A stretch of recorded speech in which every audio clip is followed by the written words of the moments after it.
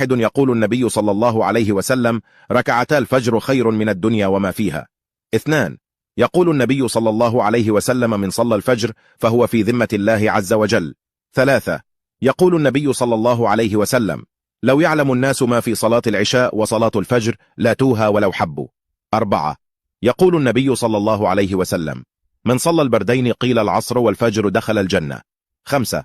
يقول النبي صلى الله عليه وسلم: من صلى العشاء في جماعة فكأنما قام نصف الليل، ومن صلى الفجر في جماعة فكأنما قام الليل كله. 6. قال رسول الله صلى الله عليه وسلم: بشر المشائين في الظلم إلى المساجد بالنور التام يوم القيامة. 7. قرآن الفجر تشهده ملائكة الليل والنهار. قال الله تعالى: وقرآن الفجر قرآن الفجر كان مشهودا. وقال رسول الله صلى الله عليه وسلم: أثقل الصلاة على المنافقين العشاء والفجر. صلاة الفجر نور ولها فضل